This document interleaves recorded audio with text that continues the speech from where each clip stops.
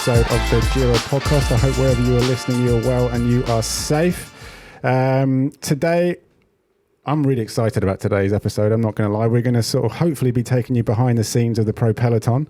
And I'm joined by two really, really nice young men, Owen Blandy and Will Girling. Hey, guys. Hey. Hey, Jordan. How you doing? Good. Right, there's a bit of background, a bit of context for our listeners out there. So you guys work for EF Pro Cycling Easy Post, as it's now called. Name changes every year. It seems to change every year. Tag a sponsor on the end. Yeah. Owen, you and I have known each other for, over 5 years, I reckon, at least. Well, I was just thinking about it. Like, when was it that? Because our background is that you approached us, I think in either 2014 or 2015. It was, yeah. It was Red Hook #1. That was it. That's it. And you said, look, I'm looking for some kit, basically. Yeah. Right? And you were like, I'm essentially, in short, you contacted out of the blue saying, yeah, I'm a bloody strong cyclist.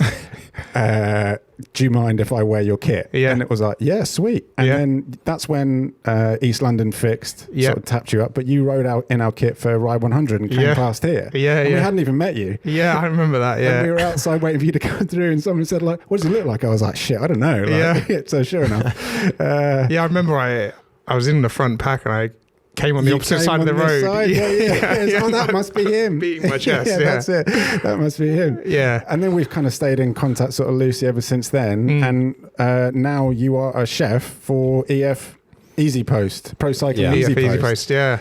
Which is, really exciting. Like, we'll go into the sort of the story of kind of how that all unfolded. Sure. And then, Will, you and I have met a number of times. I think, apart from the Rouleur event that we were at, you did some work with Chris Hall, and that's certainly how you came on my radar. And you are a nutritionist, and now you're a nutritionist for EF Pro Cycling Easy Post. Easy Post, exactly. Amazing.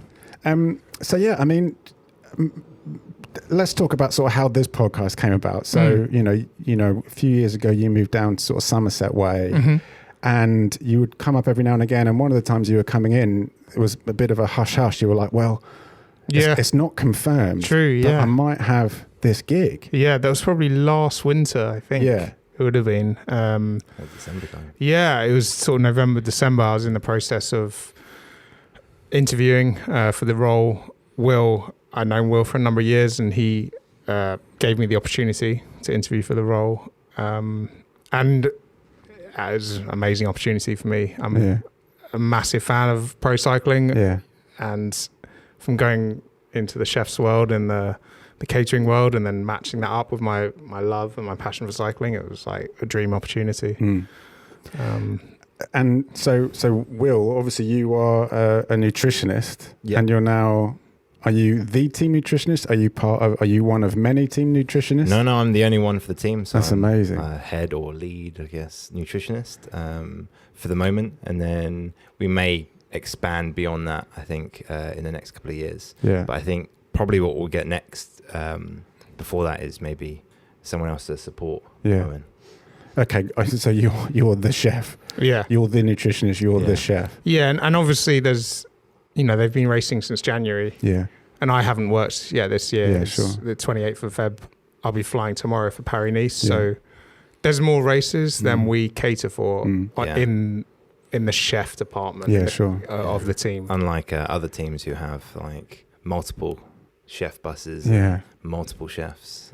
I think Jumbo have 11 chefs. 11 chefs, yeah. Wow. So quite a few compared to us.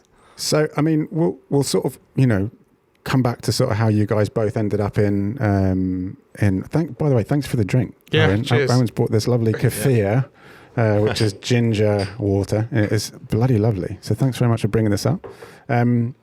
So maybe let's start with you. Yeah, sure. So how did you essentially, how did you become a nutritionist? What's your story before you came to EF? Oh, well, I guess originally I started off in sport, I guess as a typical personal trainer, but then I realized my passion, my love, my drive for knowledge is all within nutrition. And I just delved down that road. I did my postgraduate diploma. I decided I wanted to work in professional sport. That was 5 years ago last year. And from there, I went and did my master's degree. I did my research and master's, which is actually looking at carbohydrate dosage and frequency in prolonged endurance cycling with elite athletes. One of them being the man to my right here, which is how I met him. Yeah. So he was one of my lab rats. Probably about 2015, 16, something like that. And was that focused on your fixed gear? No, sort of it racing, was just, well, you were looking for sort of amateur level athletes who were training hard. I bumped into Justin Levine, and he was like, "Do you need participants?" I was like, "Yeah, I do." Actually. And he just like hooked me up with loads of people like Chris Hall, George Fox, Owen, and they all came in, did my study in the end. I had a few other people there, and that was specifically looking at that carbohydrate for long endurance. A lovely 4-hour indoor turbo with lots of efforts. Whilst I was bleeding them. Thorough enjoyment there. But after that, I was working at the same time with One Pro, which was a Pro Conti team at the time. That's right. I did 2 years there. Then I did a year working with guys at CCC. And ended up, obviously progressing and keep going to EF, which is where I am now, and I'm doing my doctorate currently. Oh, that's amazing. So when did you start at EF? And essentially, how does that happen? How do you go from being a nutritionist that's got a handful of clients to working for a pro cycling team at the so from the reason I'm asking that is, like, from our standpoint, obviously I understand the industry, but also more importantly, I am, as many as other people listening, a fan of the sport. So we see, a few, YouTube videos of what it's like behind the scenes, and you obviously have a very intimate relationship with the riders, but it doesn't just start there. And I'm keen to sort of find out what is that process from you being a qualified nutritionist into working for the pro peloton. I mean, with anything, it's going to be getting that experience and getting that foot in the door initially, for sure. I remember I got my role with EF super randomly. I was really proactive in how much I reached out to people consistently, very consistently, if not pesteringly. But I messaged Charlie Wegelius a year before I got the job, and exactly a year to the day, I messaged him again, asking him about a job. And 3 months later, I got an email from Nigel Mitchell, who is the current nutritionist, being like, do you want to have an interview, etc. Like, wanted some background from me. And next thing you know, like 4 interviews later, I got the job, pre-COVID. And then COVID happened, and obviously that was a shambles of a year. But that's pretty much how it started.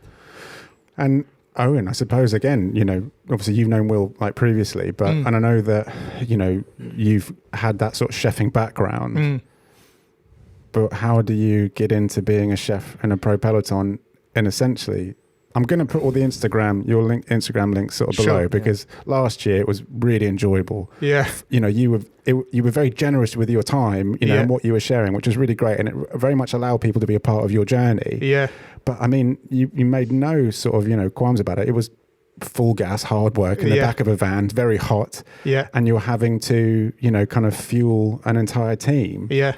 And a couple of years ago, this wasn't even on the radar. No, totally not. And like I mentioned before, most of the races, the riders will eat hotel food at the end of the day. So it's when we can balance the need for specific nutrition for the team, balanced against the finances and the resources of getting people to the right place. Yeah. But how I came to it, well, I mean, my foot in the door was very much Will. Will knew that EF were looking for a new chef, and he knew that I had a background in working in restaurants and kitchens. And although I worked in finance for many years, I still had that background, and I still had that love for food. And I couldn't quite find my way into that world. And so he reached out to me and said, "You'd be great."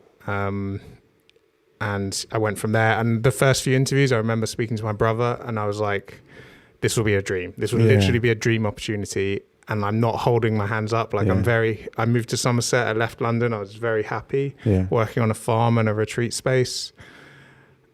but I was dreaming. And so when it happened, this time last year, I was flying out to Paris for the first race. And maybe the reason I shared so much is because I'm as big a fan as anyone. Yeah. And there's nothing I like better than watching a race from start to finish. Yeah. And so I had to hold it in a little bit. Like, not so much the starstruckness, but just the excitement about seeing everything from of course. how they set out the bikes to how they do the bottles, the moussettes, how it works when you've got 15 vehicles per team and you're traversing a country basically like a traveling sort of circus. Yeah. So it is an exciting world, and it's very interesting to be a part of.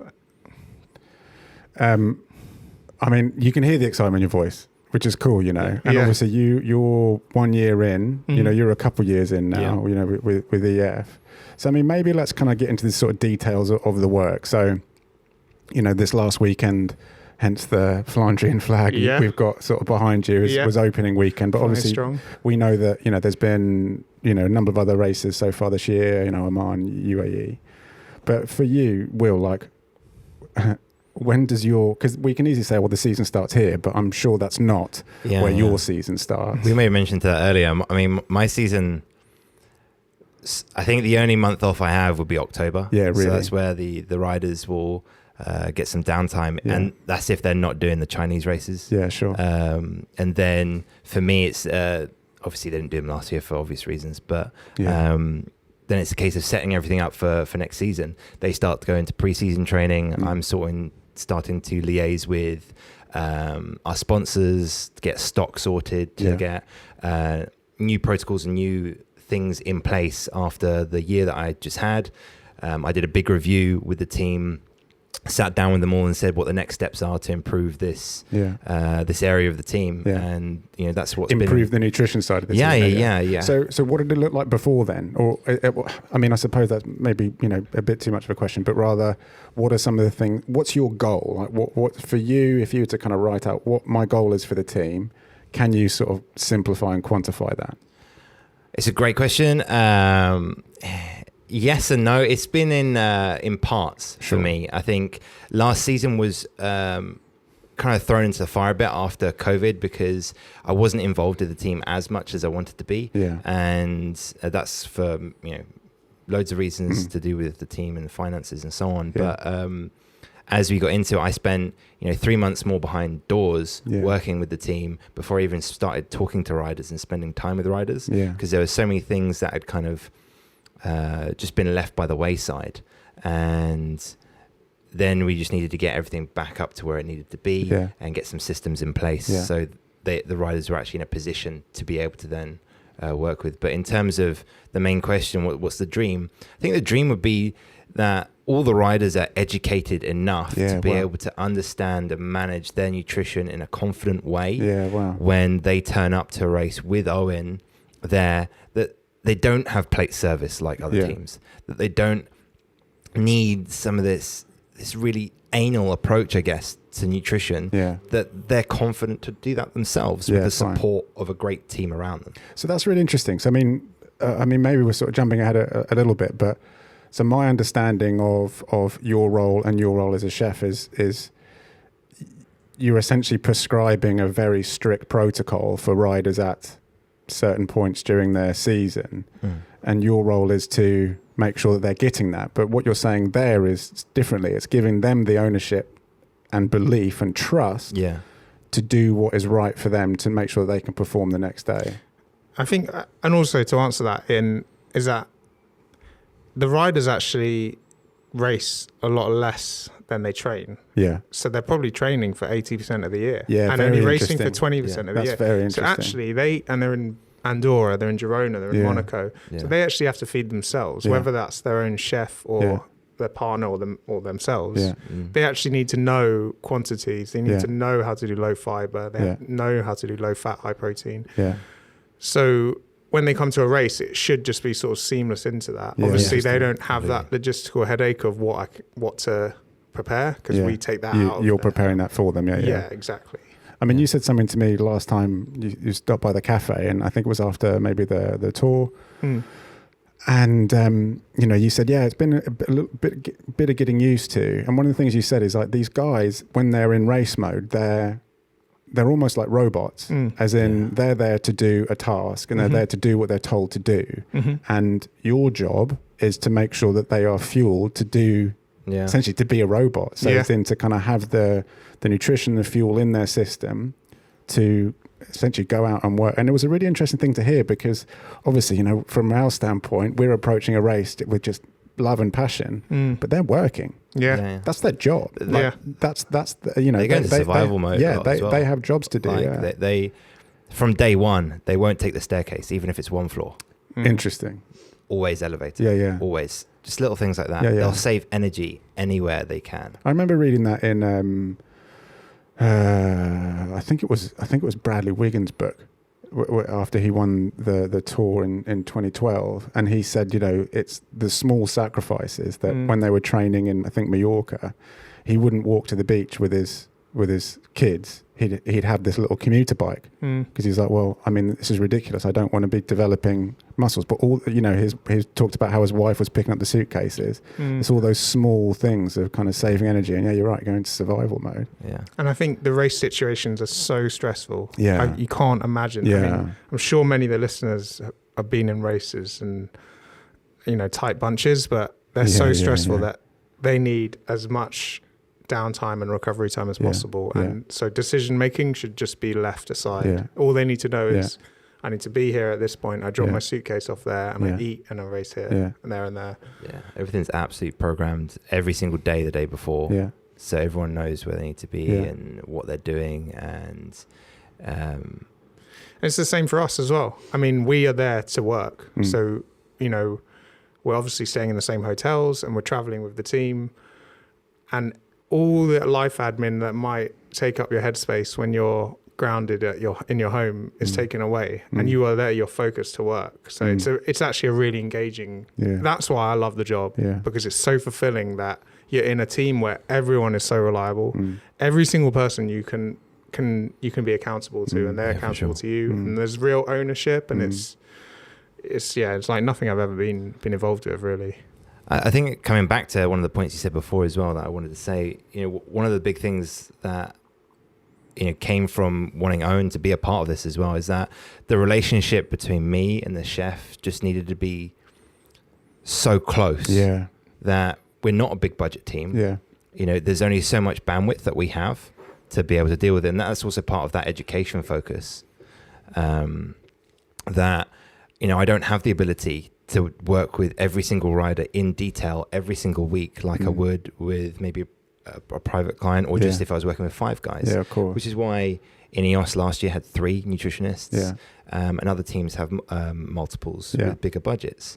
And how we share that and talk about nutrition, and I give Owen guidelines and then give him that creative space within the guidelines, and just need to know that we can trust each other. I think for that, because I mean you're here, you've come from Somerset today, but you're off to races tomorrow. So you're flying out to, you say, Denmark?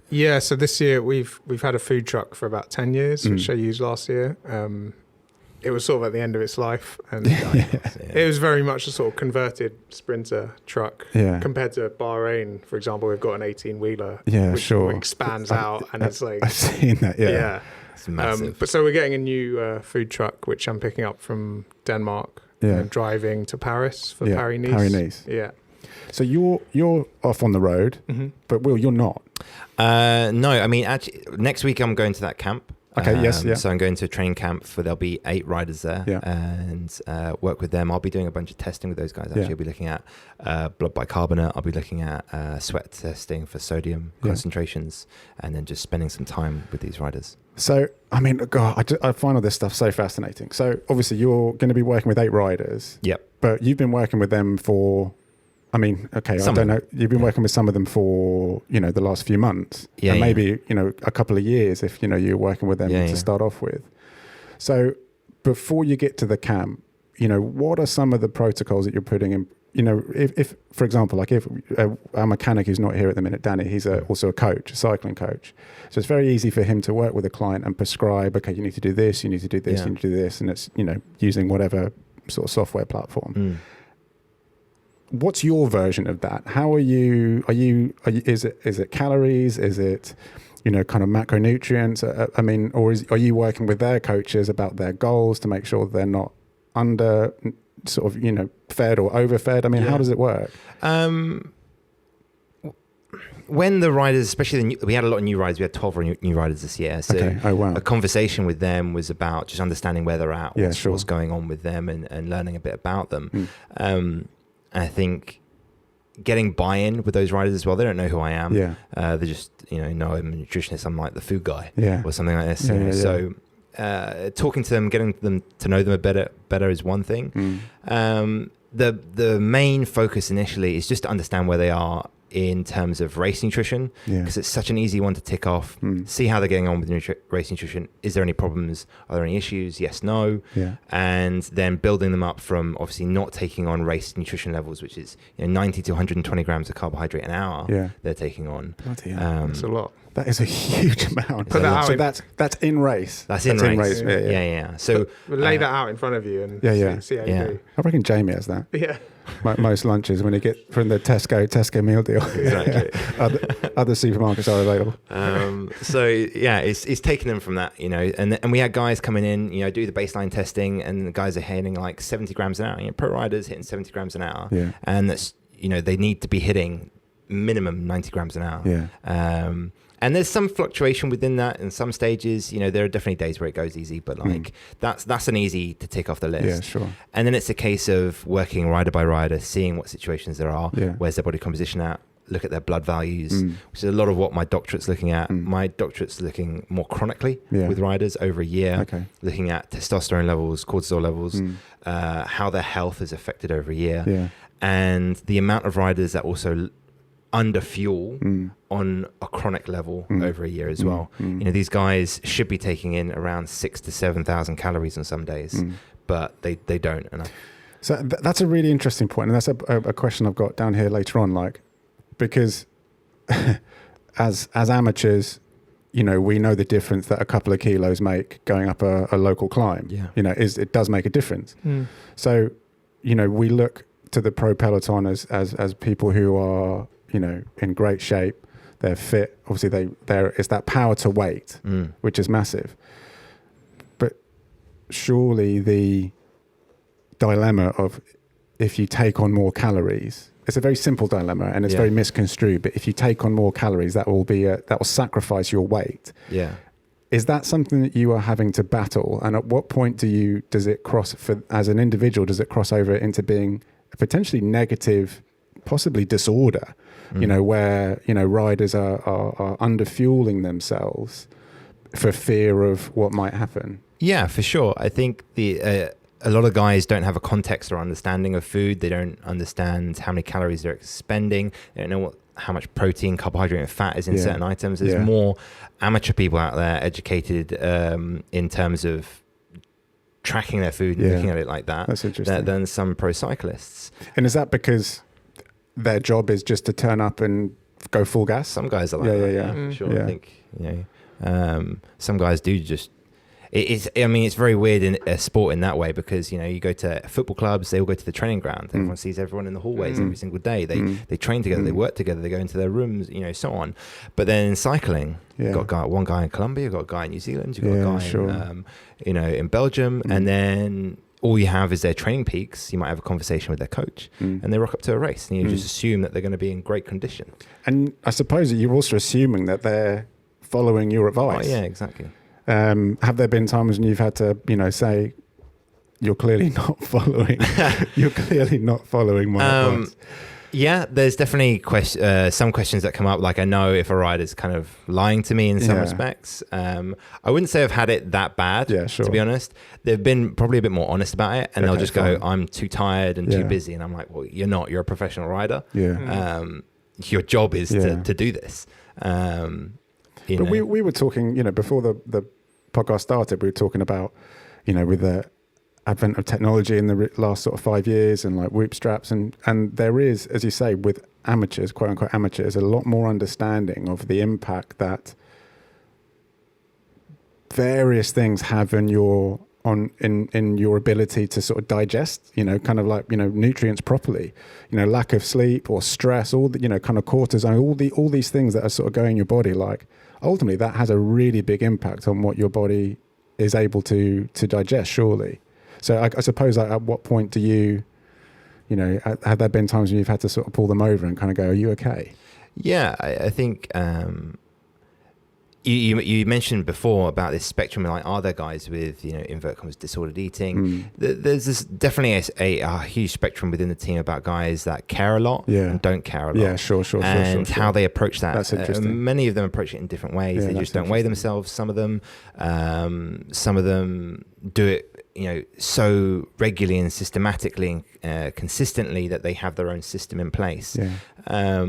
And some people are just more emotional people than others. Yeah. Others are just very professional, very, like, they just do it. Yeah. And it's just finding out, like, who those guys are and then just steadily working with them. And there's always going to be guys, like, especially at the moment, ones I spend significantly more time with right now to enable them to be where we need them to be as a professional.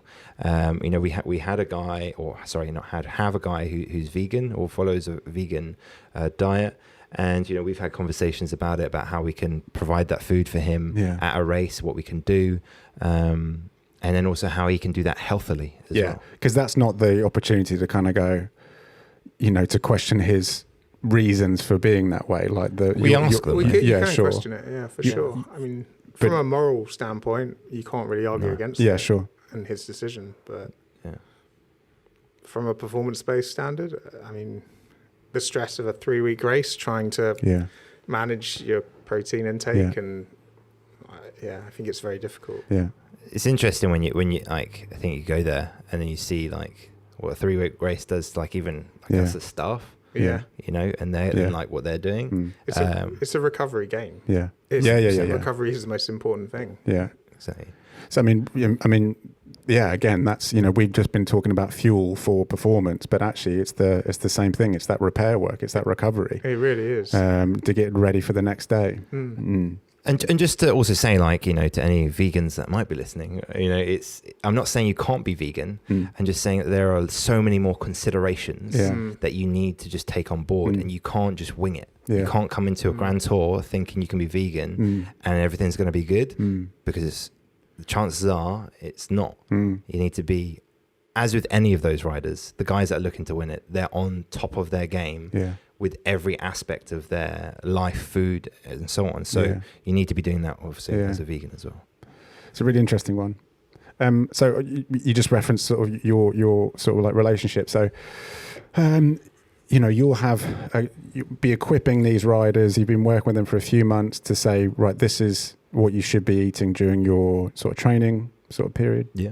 And then when it comes to race day, this is what you should be eating. So we said, this is the first race. I've got 2 questions. This is the first race that you're going to, where you're going to be with the team.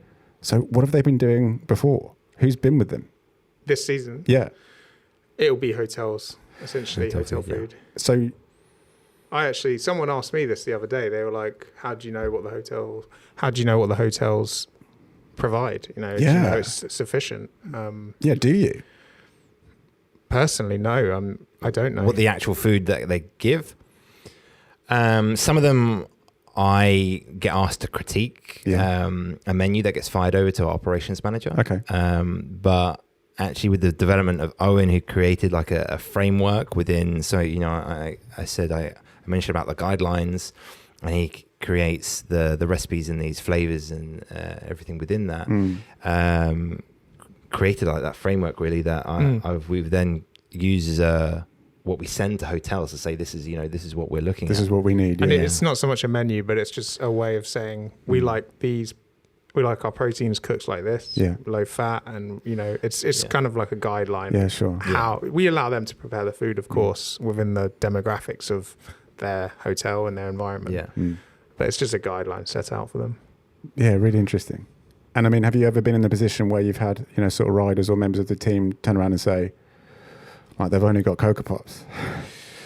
Well, I wouldn't know. They wouldn't come to me, but I mean, you get the little things. Yeah, like sure. I just had one today. Can I have lactose-free dairy yogurt?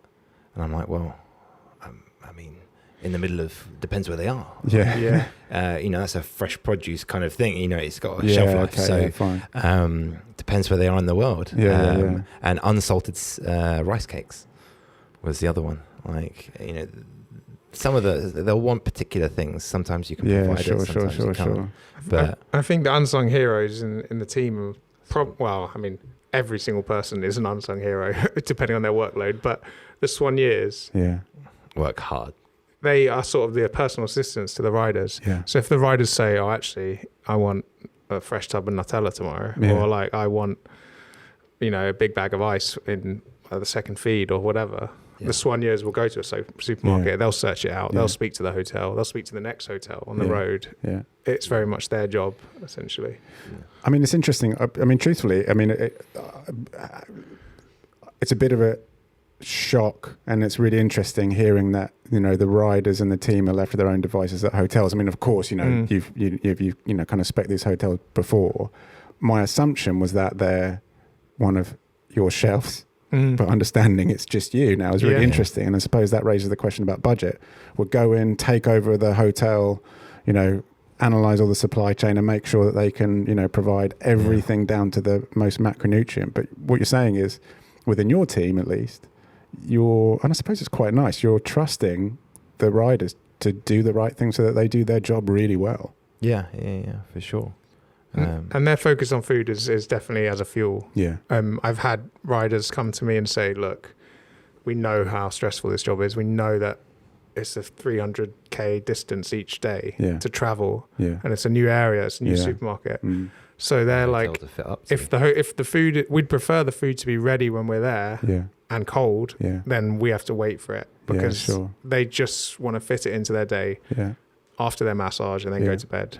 So they're not there to eat. They're there to ride. The eating is a second priority, essentially. I mean, that's the interesting thing about when it came down to like creating recipes, flavors, and like the kind of food you delivered in the end as well. Yeah. Right?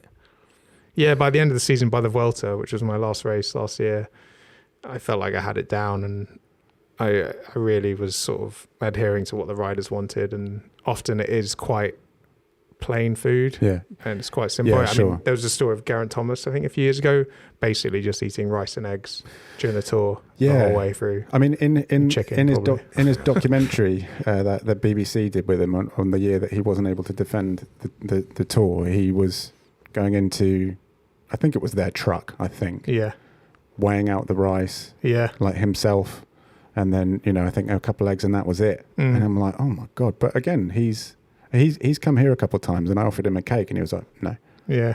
And it was really early in the season. It was like I think either January or February, and I was like, oh yeah, of course. Like you're working. He's part of it in the training schedule leading up to that. So I mean, Owen, let's talk about your job. So I mean, obviously, Will's done sort of been working with the riders for a while, getting them ready, from a nutrition standpoint for game day, and then that's where you quote unquote sort of like take over, so to speak. It was, as I said earlier, it was brilliant following your stories, but it also paved, look, the UK has seen, Team Sky, now Ineos sort of take over with this huge budget, and they've got, famous chefs and all of this. So it's very easy to kind of assume that's what it's like for all the teams, but, obviously it's not. And I suppose like watching, you have to deal with, well, hopefully it won't be the case anymore, kind of equipment issues. Yeah. But actually the day to day, okay, I'm in a new location.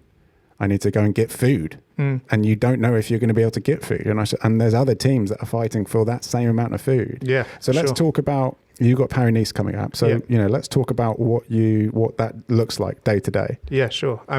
Firstly, I'd like to say that Ineos actually, sometimes they're the subject of mocking. Team Sky, sort of overlord, transformer vehicles.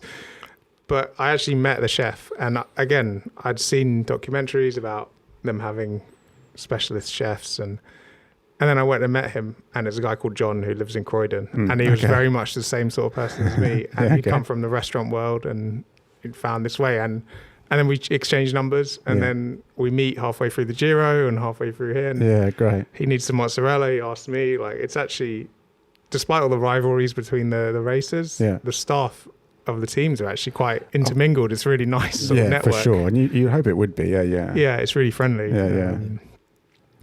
So I mean, and I think maybe this is why Will thought I would be a good person for the role. But I am actually a chartered accountant by background, so I'm quite an organised person. Yeah, and so I can't, for my own headspace, I can't be not organised. It lets everything get on top of me. So I prepare a whole spreadsheet of every detail I need for the races, and I'll contact each hotel. So I've already spoken to every hotel for Paris-Nice, and I'll essentially just put an order in, and they'll provide, it's only 7 riders if you think about it, which is actually fresh food. It's not a massive amount per day. I can do all the shopping I need to in supermarkets, and the hotel will provide. I mean, you always have to have a backup. So what are you ordering from the hotel? Well, essentially ingredients. Oh, okay, fine. But you'll be cooking within your truck. Yeah, your brand new shiny truck. Yeah, exactly. But I'll also work with the hotel team. Yeah. So I'll often use their equipment and it'll be in. Typically, we'll have our own meeting room within each hotel. Yeah. And so we're sort of separate dining. The riders will have their own table, and the staff will eat in the same room. Yeah. So we set up a breakfast table there. A food room with all the kind of snacks that we like to give them, and we know that they can just snack on and keep the calories going in. Jelly babies. Yeah, Haribo. Yeah. Haribo and rice cakes. Yeah. Speculoos, that's a favourite. Maple syrup on everything. Yeah. But let's talk me through race day. Right, so, okay. Early. Yeah, pretty early start. I mean, it depends. That's actually, I was thinking about this podcast the other day, and I was thinking about what I'd like to talk about. And one thing I think is very relevant to people who are listening, and myself included when I was training quite hard, is that actually breakfast is personally my favourite meal, but that's a different subject.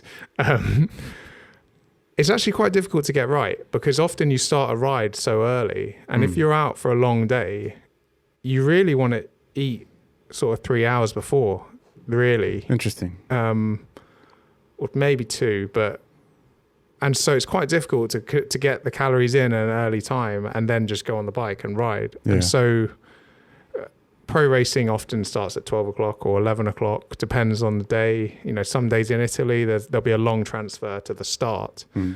So the director sportifs each day will have an itinerary, and that will have the breakfast time. It will have the time they need to be on the bus. So it's all calculated beforehand.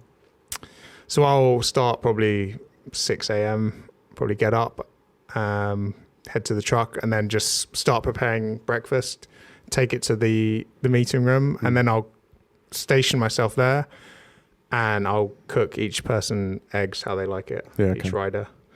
And it's a really nice time, actually, because it's quite a relaxing time in the morning. Yeah. They often come down in different groups.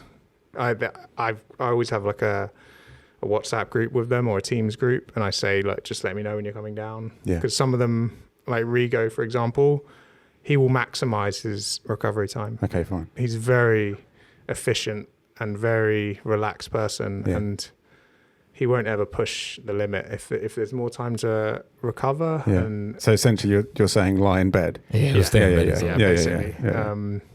But it's I do like the breakfast time with the guys, because it's before the race and they're a bit more relaxed, and it's a lovely time. So this is probably a point where I need to ask a very important question. Yeah. Where does coffee come in? So coffee, I mean, it kind of hurts me deep a little bit, but the baseline is an espresso machine. Because it's very efficient and it's very clean, and it's easy for the riders and the staff to have espresso or decaf all day long. Makes However, perfect sense. Sorry? Makes perfect sense. It does, yeah. Yeah. And I would love to get a fancy espresso machine, but Yeah, sure. one person to maintain it and actually produce good coffee. Yeah, I'll come. Yeah, Come on, yeah. I would need someone else, Yeah. basically. But they love filter as well. So Yeah, okay. and I love making filter yeah. myself. So I'll make that for them. Nice. And I like Yeah, lovely. putting the bag on the table, Yeah. so they know what's coming, and they know it's kind of like a breakfast topic. You know, they like talking about it. Shout out Workshop Coffee. Yeah, basically, Yeah. But then also some of the riders give me coffee to produce. lovely. Like Owen Blandy, I think, has his own coffee brand. Really? Rigo's got his Yeah. own brand Oh, as that's well. Rigo, yeah, interesting. Jens Kukula as well. Wow. Oh, I mean, didn't there's know quite that. a few like really into it. Yeah, very Yeah, cool. super. Yeah, some of them have their own kettles in their room, and Yeah. Hugh Carthy brings his own travel He does, kettle. yeah. I've heard that. He Yeah, likes yeah. his herbal teas. Yeah. Yeah. Yeah. There was like, there's all those kind of like, like legends, and you wonder if they're true or not. But it was something like Jens Voigt was notorious for having like 12 like Nespressos before a race, like just kick them back. Well, I mean, what you've told me, you need it's 200 milligrams really to make any difference, right? Yeah. I mean, it depends on the way, but like it's 3 to 6 milligrams for a performance enhancing effect. So, most of the rides are around the 70 kilo mark. Oh, per kilo, you mean? Yeah, exactly, 3 milligrams. So, it's at minimum, it's a triple espresso really to see a performance enhancing effect. Wow. And that can obviously, if they're 70 kilos, Yeah. that could be up to 6 shots as well. And this is a question I've never asked, but does the more energy you expend, does the caffeine leave your system quicker? I've always assumed that. Yeah. Because But- look, there's been times where I've had like a coffee like usually like 12 or 1, and I'm still wired. Yeah. So I wonder if they're kicking back all this to get the caffeine in, or if they got caffeine gels during the race. Do you see that affecting their sleep? We're going off on a bit of a tangent So here. they're pretty wired anyway. I feel like a lot of them. Okay. I think the exhaustion factor really does burn it Yeah, sure. Yeah. through them. And 'Cause some of we've them all have done long coffees days after on the dinner. bike, and you do feel tired. What? Yeah. I've seen a couple of guys have a coffee after, decaf maybe. Decaf, actually. yeah. Yeah, interesting. But also, it's quite a late day. Yeah. Often the dinners will be 9:30, Or even for 10 staff. p.m. Yeah, Yeah, and the staff always eat after, so we end up eating very late. yeah, anywhere between 9 and 11. Really? Yeah. It's a long day. That's very interesting. And because they don't want to feed the riders pre-massage or pre-chiropractor or pre-osteopath. Yeah. But does that, from a nutrition standpoint, are there negatives to eating late when it comes to recovery and sleep? No, not really. Okay, fine. I mean, I would have thought it would affect the sleep. It affects my sleep personally. I eat late. I mean, I think it depends for a lot of the guys, because when we look at the recovery aspect, that recovery really starts obviously from straight after the race. Yeah. And from a glycogen resynthesis point of view, so replenishing stored carbohydrate as quickly as possible, there's about a 4-hour window there where you want to maximize that. And that is the recovery bottle. That's not the correct. No, so they come off. They'll get like Cherry juice, don't they? a cherry juice, Cherry juice. Cherry and juice, fancy. the secret tonic. and then they'll get a recovery drink, which will be your standard recovery drink, nothing special. Yeah, to be sure, honest. sure. And then they'll probably shower. A little can of Coke. That seems to be quite popular.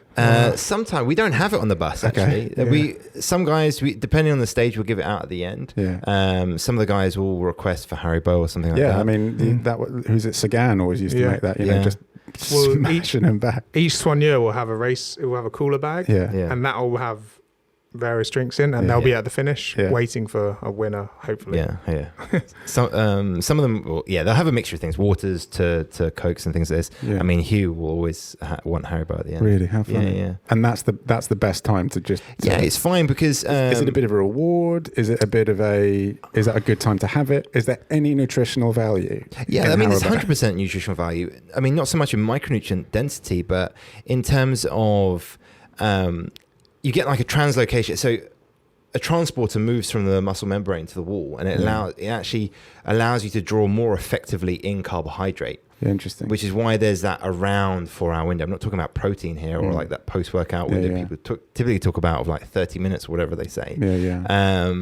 It is about this, the activation and using of the muscles brings this transporter to the cell membrane, and it allows you to bring in that carbohydrate so much more effectively. Yeah. And you're essentially looking to maximize that, from stage to stage, you want to get as topped up again as quickly as possible. Interesting. And if anything, they'll have obviously a reasonable dinner, but I don't think for the most part they're like stuffing themselves. No, it's true. Like it's interesting, isn't it? Like, because I suppose because this is their job.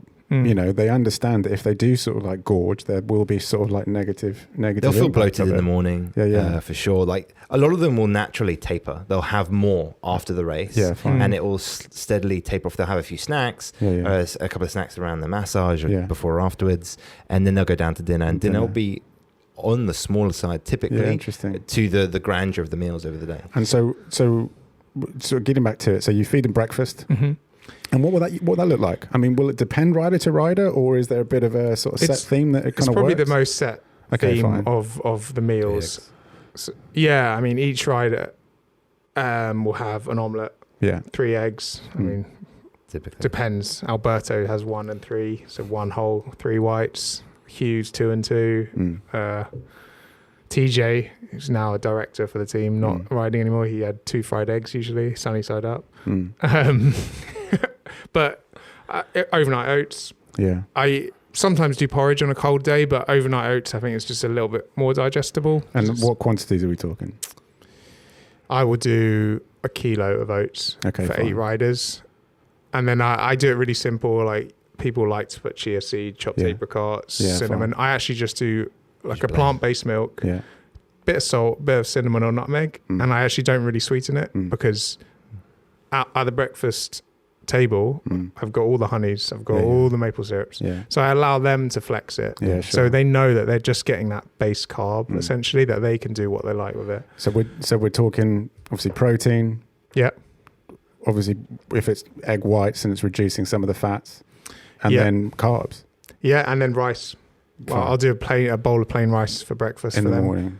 Yeah, and then I'll do most of them will have that. Yeah, most of them will have that, especially on a time trial day. Yeah, interesting. But there's also cereals, mueslis, Rice Krispies are really low fiber. Yeah, a really good option. So you've mentioned that a couple of times. So talk to me about high fiber, low fiber, high fat, low fat. We've talked about carbs, talked about proteins, but with regards to fats, with regards to fiber, like what are you guys trying to avoid? So this is something where like the relationship between me and Will is very close, and he won't say, I want them to have chicken and pasta tonight, or I want them to have fish. He won't dictate the menu to me, but he will say, oh, there's 3 quite intense mountain days coming up in Italy. Yeah. Let's do low fiber, let's do low fat proteins.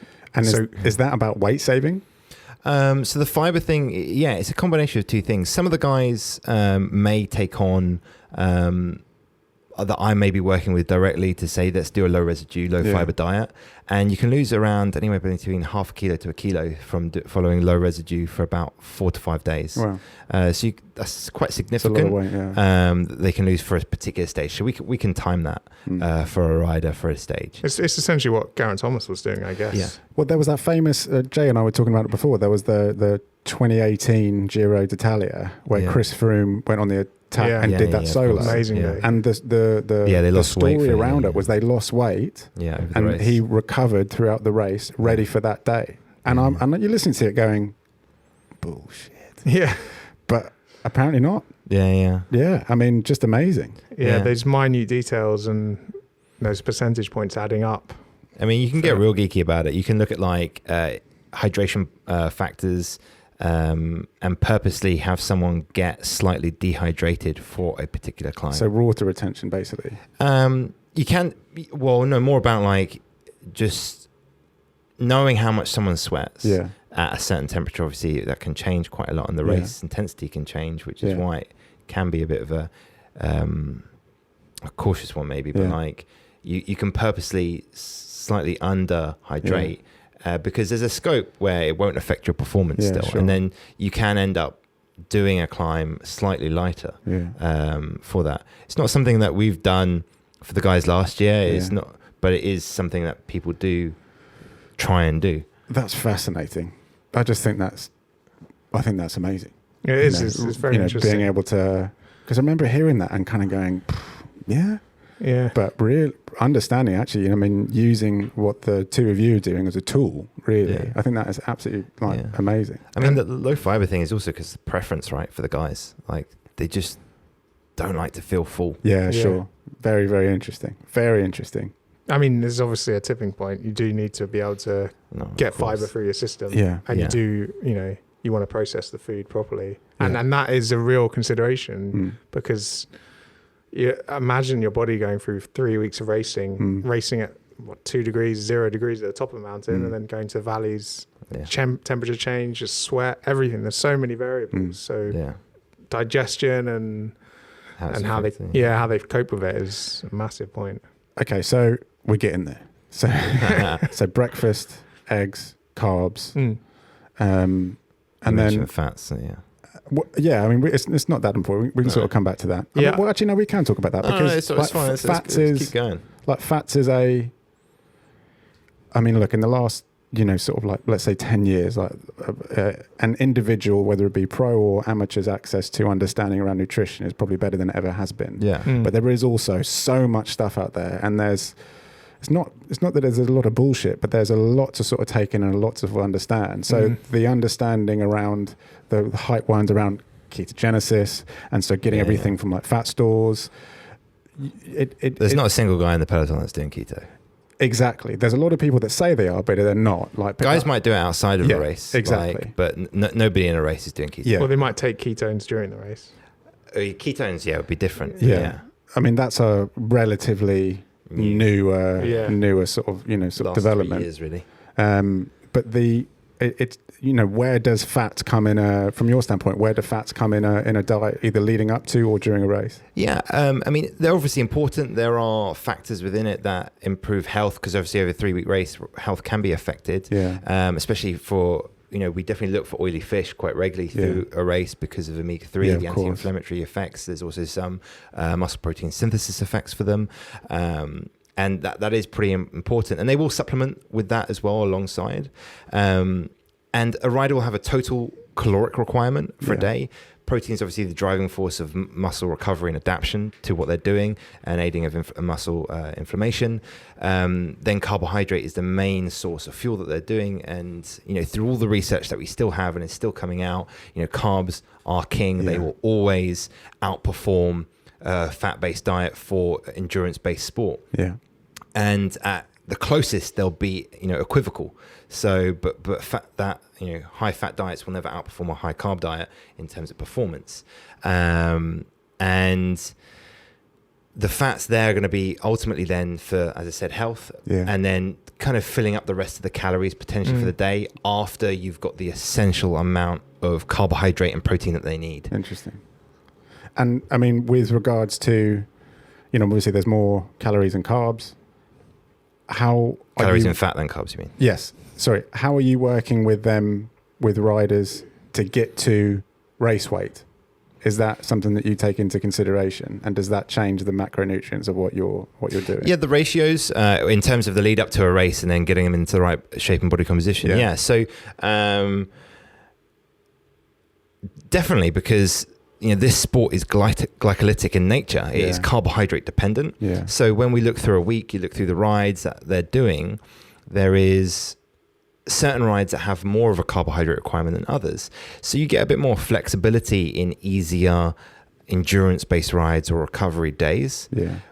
But on, rides where they're doing 3, 4, 5, 6 hours and it's got efforts in it that they need to perform for, then the carbohydrate comes first. Yeah. And then you work out what their calories requirement for the day need to be based upon the session at hand. Yeah. So for some of the guys, I had one of the guys actually drop 6 kilos for UAE from off-season weight to UAE, and it's a lot of weight. He's a lot of weight. Yeah, he's not a tall guy either. No, but he's pretty big anyway. Yeah.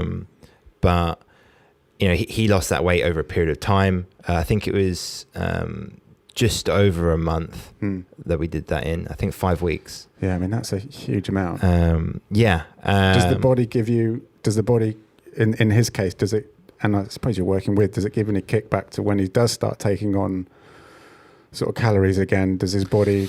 No, it shouldn't do because carbohydrate status stays high. Yeah, sure. That he's constantly replenishing and still staying around the kind of carbohydrate water weight that he should be at. We're not depleting him. Yeah, fine. Whereas obviously if you went low carb, Yeah. you're going to lose a whole bunch of water and glycogen and yeah. everything like this. Yeah. So there's going to be that kind of that will come back on at a race, and riders do that. And a caveat or another facet of that maybe even is that if you have a lot of high fat stuff over carbs, you're going to down-regulate your ability to utilize carbohydrate, become less efficient at it. So it's probably not the best thing to do in the lead up to a race.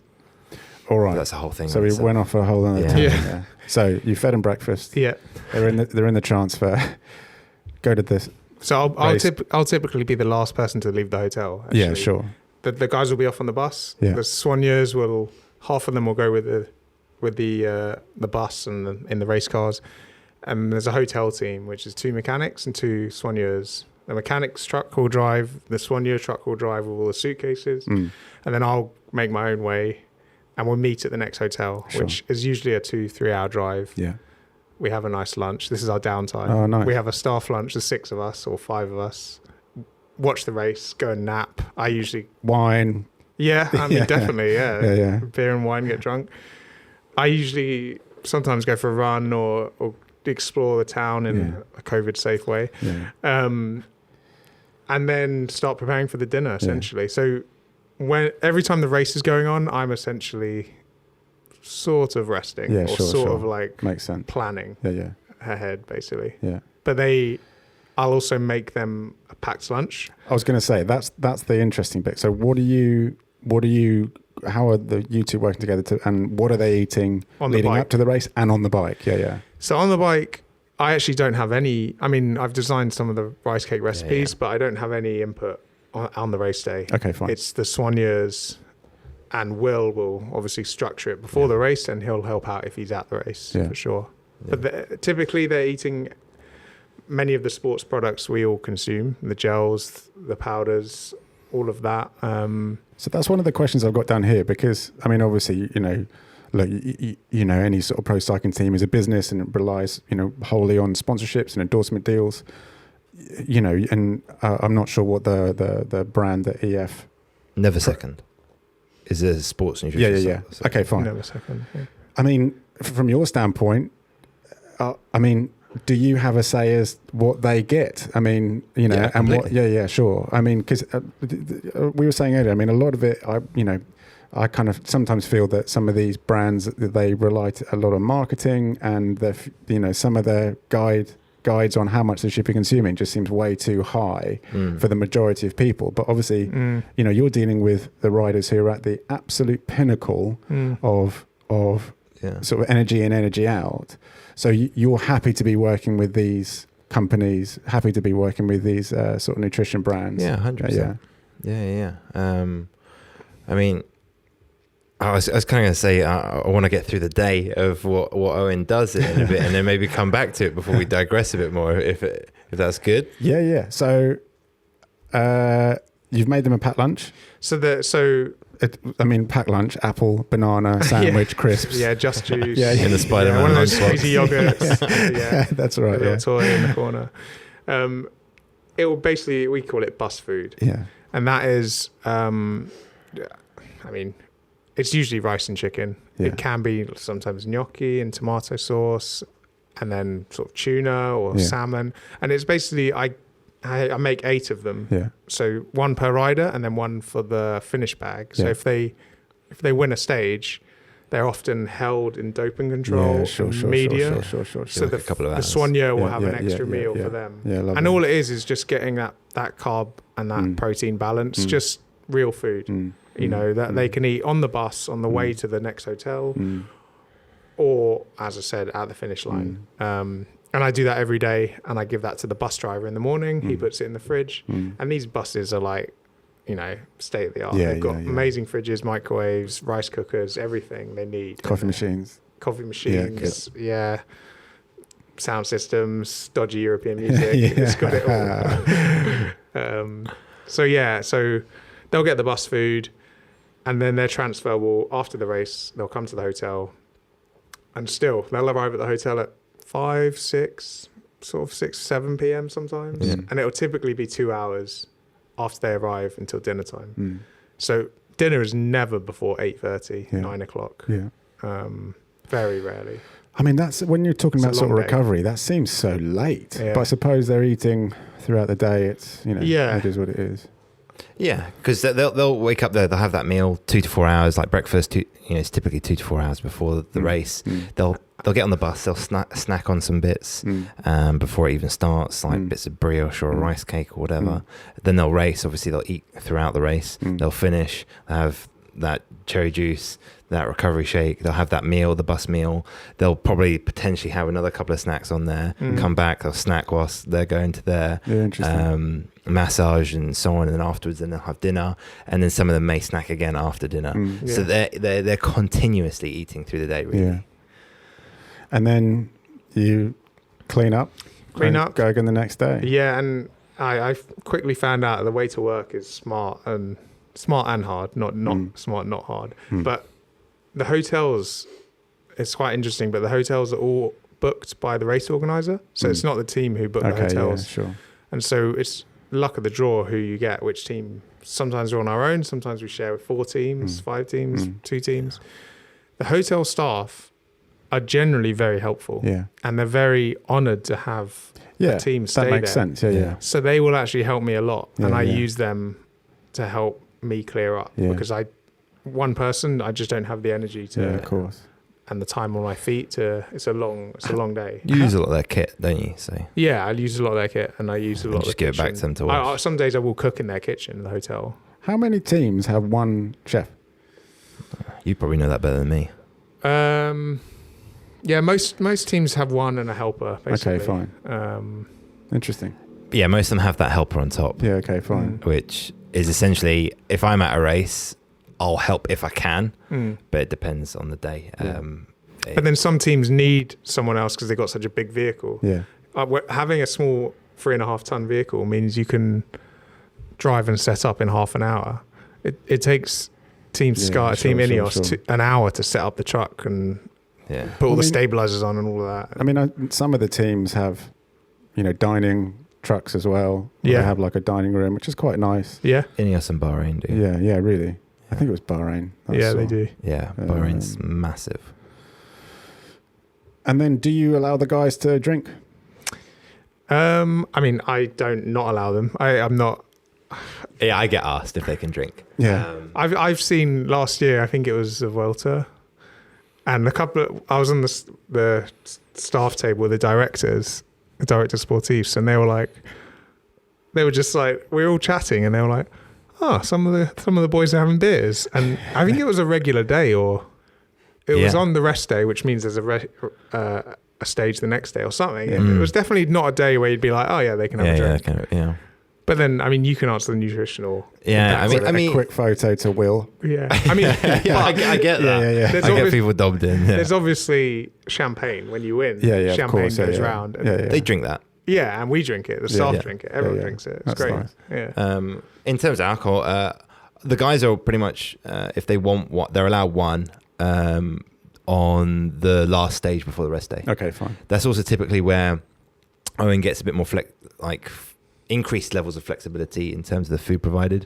Typically, like adding red meat, more fibrous foods, things like this. On the day before the rest day? Literally the stage finishing to go into the rest day. Yeah, gotcha. so the day the day they are digesting, they're not fine. Racing. They're not racing. And so will you get requests? Yeah. Yeah.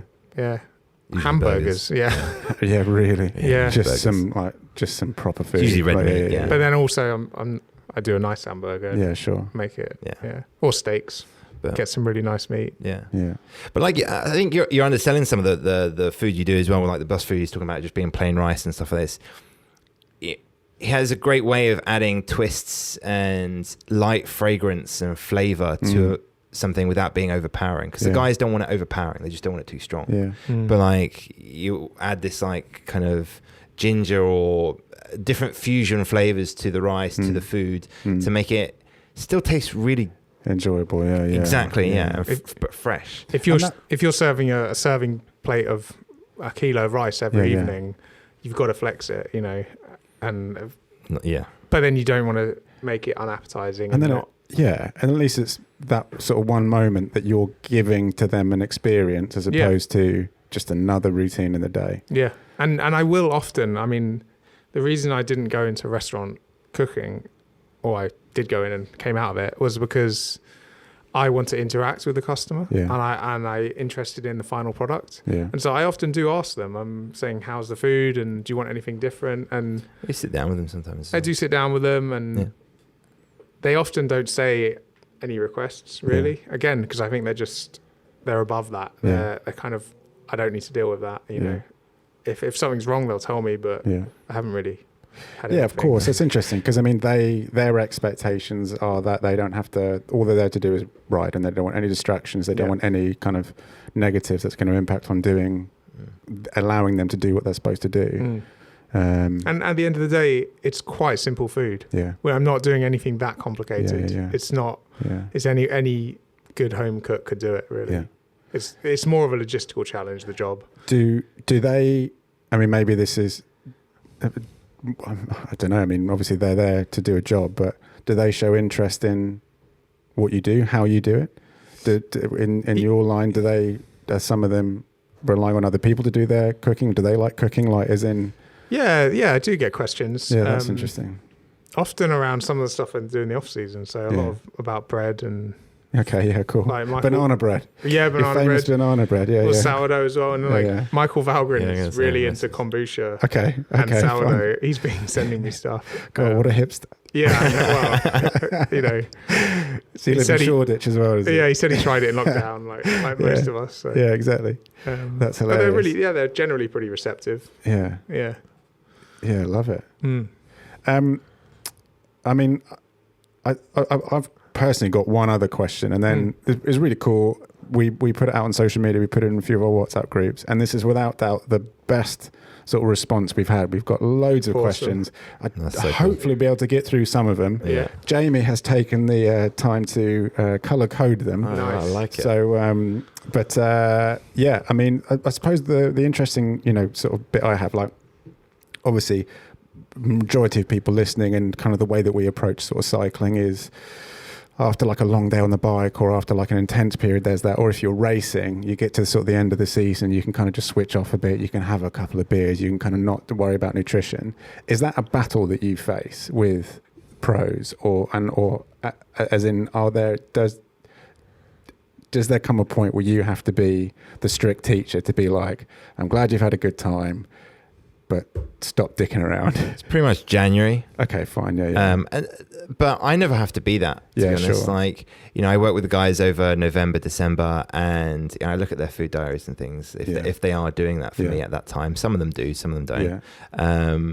And there are beers in there. Yeah. There are, festive foods and things like this, as there should be, because it's important for them to have a break mentally and also not to over worry. There is a lot of disordered eating, both amateur and probably within the peloton. Yeah. And it's a really conscious effort that I try and make to not get them worried about their food, to not over obsess about certain items, to just, it's fine, have that thing. It's about making it work, the big picture.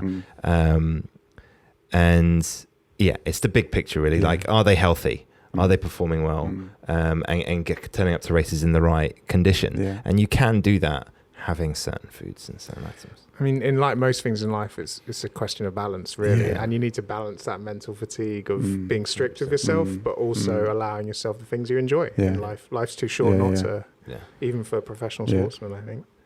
Yeah, I mean, there's a really great book that I've taken a lot from this year, and it talks about, it's going through this whole sort of nutritional thing, and it talks about alcohol. And they said, well, if you're sat there kind of like stressing and missing out on like a really nice dinner with friends, and you're choosing not to have that kind of like gin and tonic because you want to be, you're kind of putting yourself under this pressure not to, like, don't worry about it. The stress hormones might counterbalance the actual. There's that, what you get from enjoying. And of course, exactly as you say, everything's in balance. But I suppose from your standpoint, I mean, also these people, as I'm saying this, I'm forgetting these people are professionals. And if they show up to a race out of shape and not putting in the time, they won't have a contract. Yeah. Unless they're getting results still. Yeah. And then you're like, fair play. Exactly. Then you're just like, where's the science? Like, what's happening here? Cipollini was famous for smoking and kind of doing all the rest of it. Yeah, that's it. Yeah. I mean, most of the guys I went to the camp in January. We had a camp in Girona. Do skin folds, chat to the guys, etc. A lot of the guys are coming in 1 to 2 kilos above where you'd say like peak race weight would be. Yeah, I mean that's not a lot. It's not. Yeah. And 1 to 2 kilos you can lose. Between that camp mid-January to the first race in February, if that's where they need to be for that race. Yeah. Obviously, they're really cold races. They're not too much elevation in them. So there is some flex there between certain riders as well. So when you say cold races, is that as they're out in the cold, they're going to be consuming more calories? Is that what you're saying? Or no, that if they're super, super lean, like Tour de France lean, they're going to feel that cold significantly more. That's interesting. All right. So let's get to some of these questions. Awesome. I mean, there's definitely a really nice balance here of questions about Pro Peloton and then also just questions about what should I be eating. So we'll get through some of this. But I mean, before we wrap things up, massive thanks, guys. This has definitely been a personal favourite of mine. I feel like I've learnt loads. But anyway, we'll get to these questions. So from our very own Danny, is he in Australia yet? He's currently in Australia. How much rice do you get through in a Grand Tour? Kilo a day at least. No, probably 2 kilos a day. And that's not even the rice cakes. The soigneurs make the rice cakes. So it must be 3 or 4 kilos a day times 21, 60 kilos maybe. Wow. I'll try and add it up this year. Yeah, you could do that instead of the egg count. I don't know how many grains. I'm just. You know how many eggs you go through in a Grand Tour? Oh yeah, the famous egg counter. Yeah. The famous egg count. Yeah, that's like, what was it, like 600 odd, 700, something like that. God, I love eggs. So a few of these, I mean, to be honest, looking through these, a few of these questions we've covered. Yeah. So I'll just kind of skim through some of them. Sure. Weirdest food request from a rider? Oh, that's probably for you, mate. Huh? Yeah, it probably is for me. It's tough actually. I can't think of anything that strange. Cheesecake. Someone wanted cheesecake on the rest days. Oh no! What about you get crostata? You have to cook it. Alberto really wanted like an Italian style crostata, made just like his nonna. So he sent his mum's recipe to me. That's really nice. Yeah, I love that. And then his mum and girlfriend turned up a week later with two croissants. Amazing. Yeah, it's really instructing you how to do it. We've had complaints. Yeah. That's great. Okay, so I mean, we've sort of covered this, but it's an interesting one. Are riders weighing their food these days or focusing more on the quality of nutrition?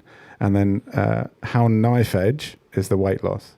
It's a mixture. So a big focus for me this season has been working with a lot of the riders to do food diaries for 2 to 4 weeks, where I get them to track their food. Yeah. But that's for them to, I mentioned earlier, that context, to get that understanding of food, to review it in relation to their training, give them that guidance, that knowledge and understanding about, this is where you need to make some changes.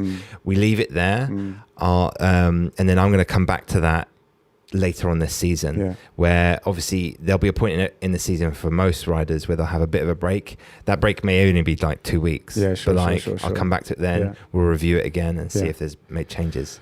That understanding piece, I think, is amazing because there's just the assumption that you make that sort of they know, because that's their job. But actually, some of them don't know, and some of them are young though. And for you, exactly, and for you to kind of say, actually, my goal is to really give them the understanding so that they can make the best choices.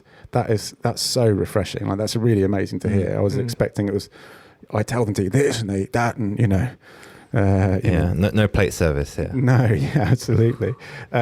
Are finish line bottles still a thing? Yeah, very much so. Yeah, definitely. Kind of covered that. All right. So, we've come that one. Sorry, Jamie. Okay, we've got one from Franco. God, he's been putting in a lot of questions recently. So he's doing the Mallorca 312. What should he be eating in the week leading up to, or any other ultra style event? And should protein be a part of his race nutrition during these longer type rides and events? No to protein. No, I mean, if it's a 1 day event, no. Yeah. Like even 2 days, no, not really. For an ultra endurance event like that, he just needs to make sure he's got like enough calories in. Yeah. For 312, which is happening in April? No, it's end of March. It's end of March. So yeah, not too far away then. So he needs to be practicing his race nutrition without a doubt for 8 weeks before that. So he should start now. Okay. Every week, twice a week, doing his race nutrition as much as he can for whatever sessions he's doing. If it's only once a week, because obviously probably works. Yeah. On a weekend, doing that on the weekend, and probably not change his normal diet that much. Yeah, that's interesting. Don't flex it too much. Yeah, that's interesting. Yeah, keep with the foods he knows. Yeah. You can easily throw a spanner in the works, suddenly going like, carb load, I'm going to have ice cream. Yeah. Shit himself the next day. That's learn to love rice. That's one of the things that, like, whenever we go away for trips, that's like the best thing about going away is just that understanding. Well, I can just eat a shitload and I'll be absolutely fine. But your body's like, oh, give me a break, please. Yeah.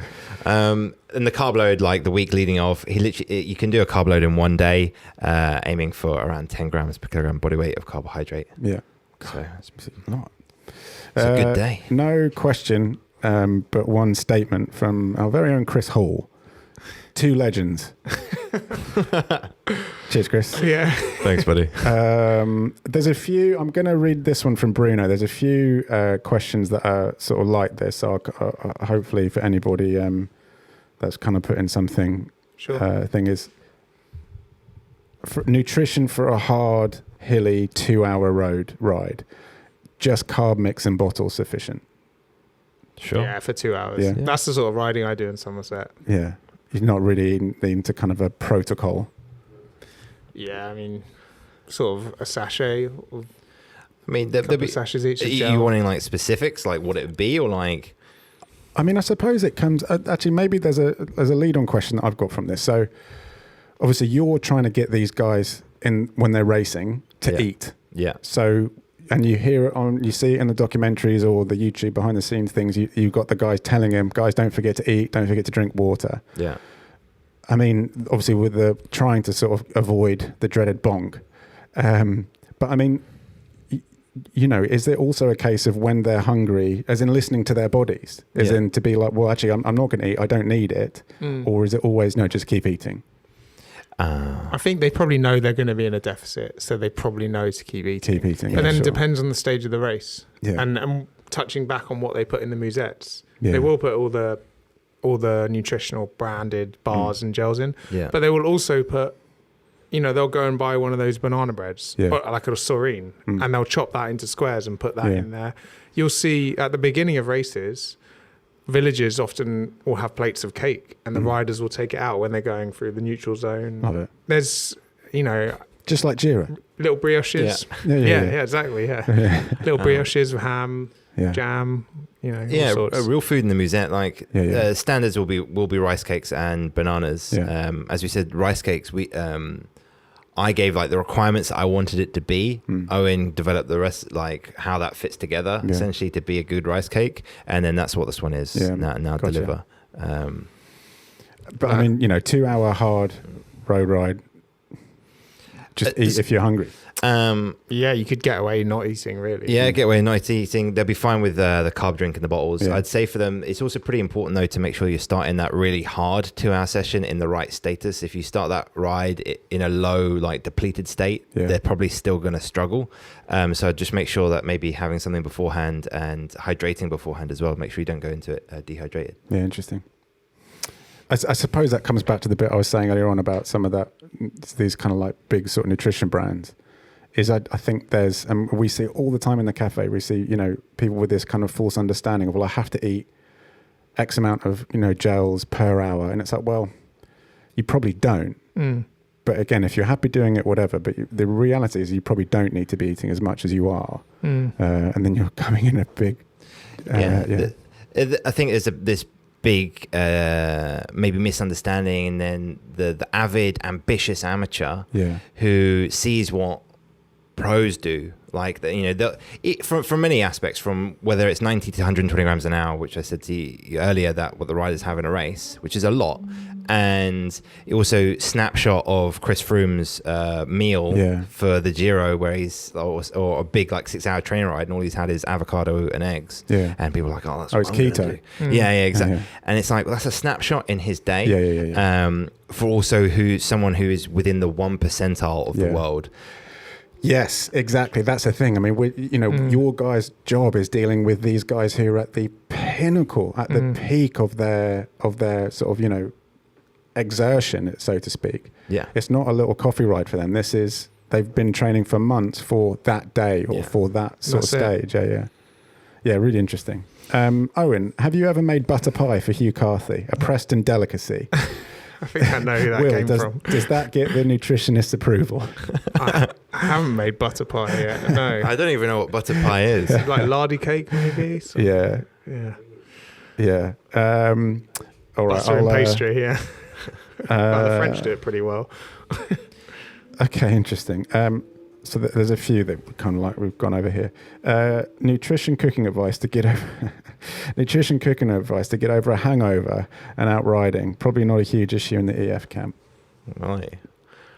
Huh? Yeah, it's cooking, mate. What's that? Cooking advice to get over a hangover and go out riding.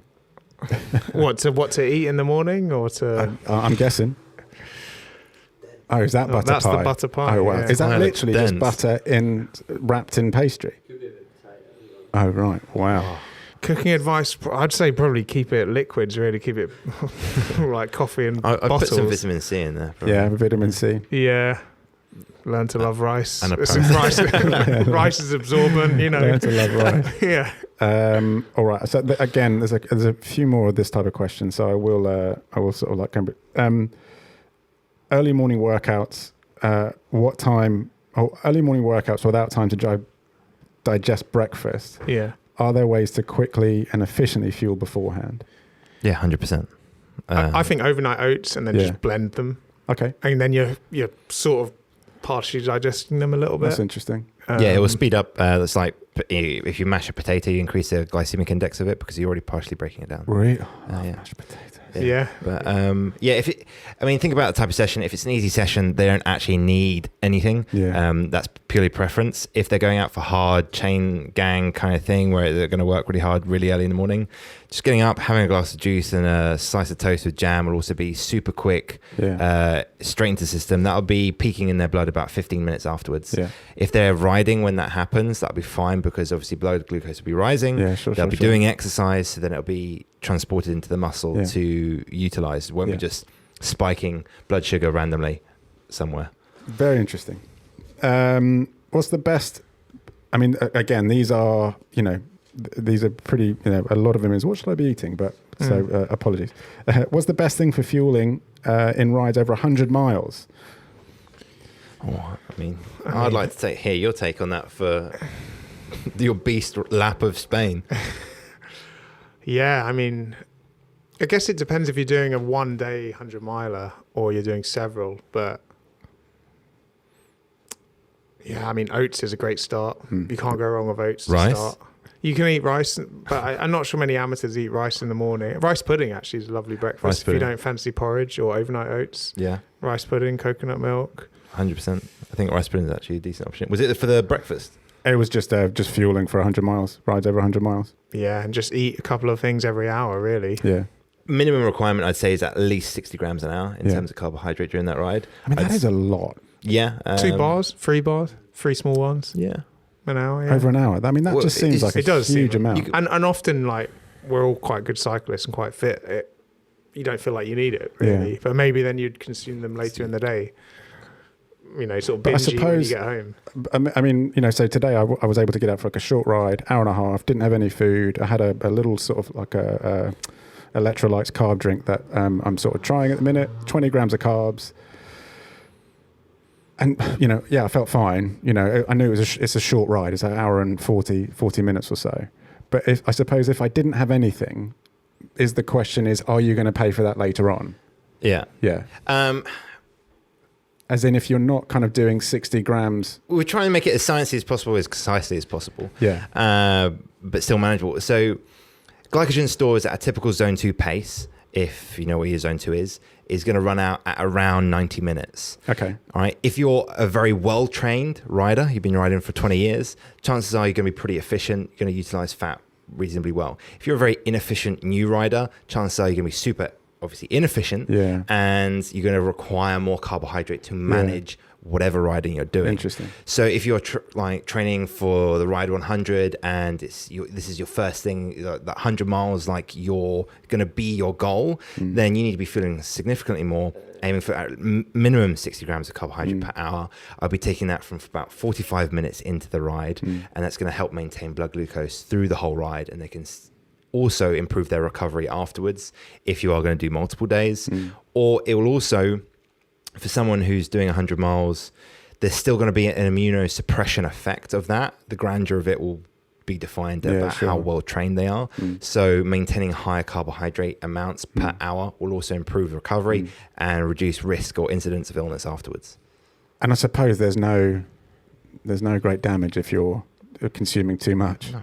It's definitely not too much damage. You could, I mean, if it's not for a race, you can easily make those options, easily digesting great choices, whether that's saurine, whether that's like rice cakes, whether that's homemade bars, banana bread recipe Jam that Owen's sandwich. done, jam sandwich. We had a ride. It was a few years ago now. One of the guys brings out a burrito. He'd made a burrito, wraps it up, and just pulls out. It was amazing. It was like, fair play, mate. Like, if you can get it down, that's keep it down. He's like, yeah, what? We were stopped fixing a puncture, and he Just crack on. Oh, Tom Just Coles, loose. yeah. It's not a nutrition thing, it's just funny. The first time he joined one of our rides, this is years ago. This is like 2014 or something. And he came right down from London. The guys were leaving then and there. He goes, "Oh, can I just quickly have some toast with jam?" I was like, "Yeah." So we quickly made it for him, and he literally just grabbed it off the plate and straight in his back pocket. It was like, right, you've got jam all over your clothes, but whatever. It worked for him. All right. So, question from Tim: how good is beer for recovery? Yeah. Mentally, very good. Yeah. Psychologically. Yeah, we'll take it. Move on. I mean, the alcohol-free one, they say about being, isotonic, but it's alcohol-free. So technically, is it a beer? Yeah. No. So I mean, 0.01 or something. Again, like end of a ride, we have a thing that we do in the summer called the Druids. I'm about to say the biggest ride, but let's face it, some of these guys have a ride after 40k.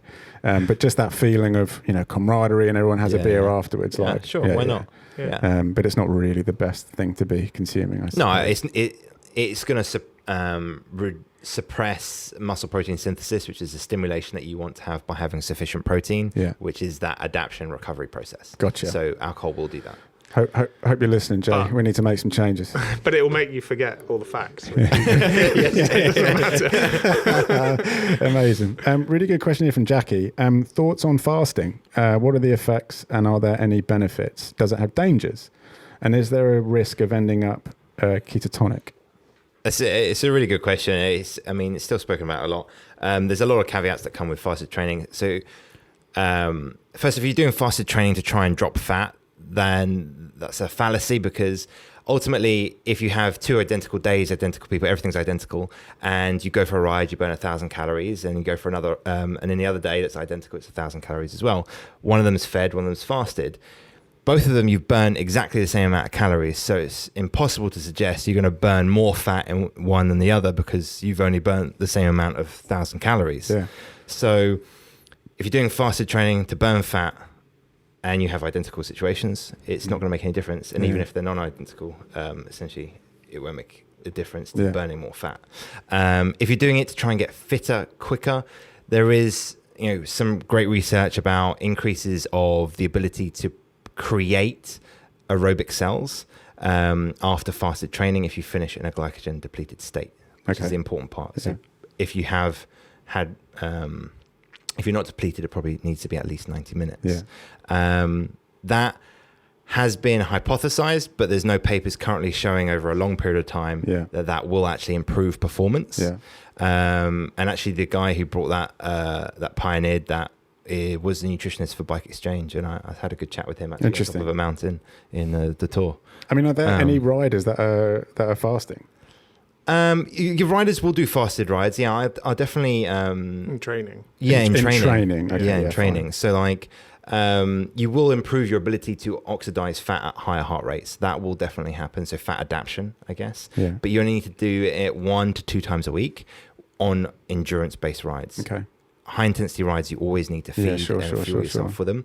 And then she, right? Yeah, Jackie. She also asked about, are there any risks?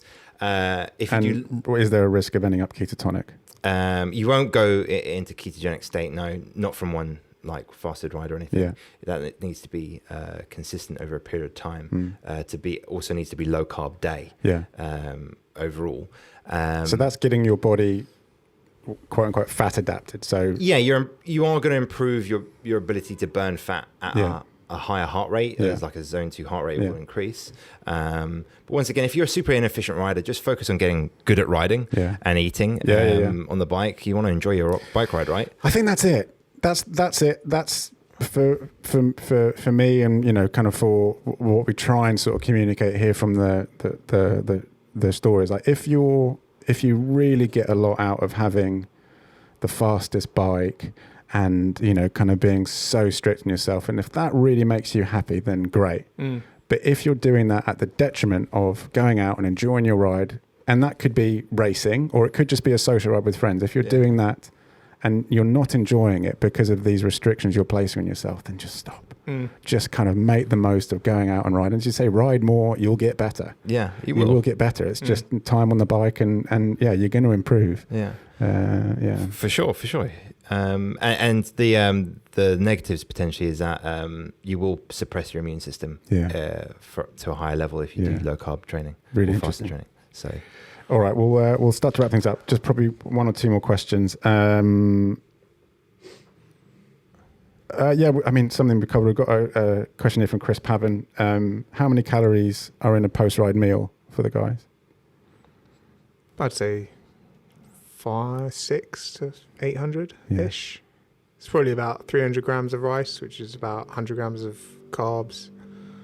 And then like a large fillet of chicken or something. Like a 20 to 30 gram portion of protein and a sort of 90 to 100 gram portion of carbs.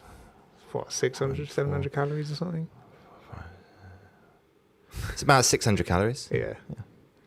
So a protein shake as well is a couple 300 or so. Yeah.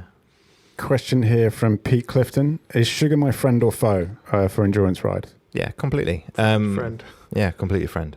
Great. Good. That's what we'd like to hear. Love a bit of sugar. Also learn to love rice.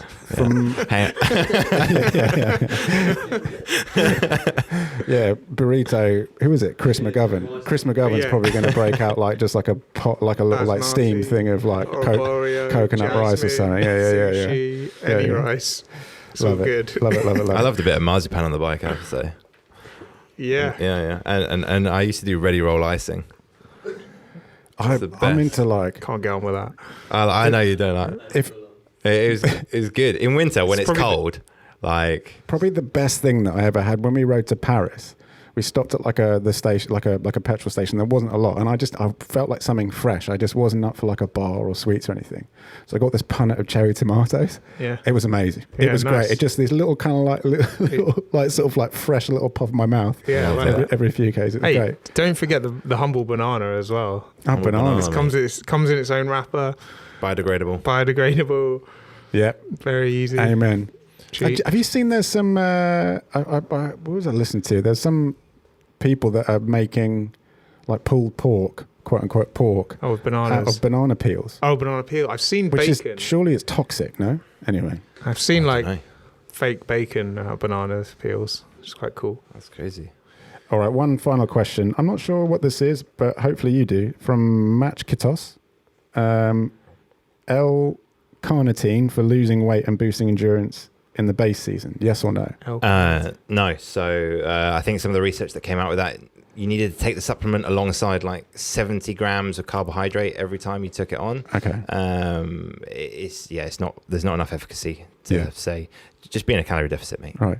So, exactly. How to lose weight, calorie deficit, real simple. Yeah. And learn to love rice. Yeah.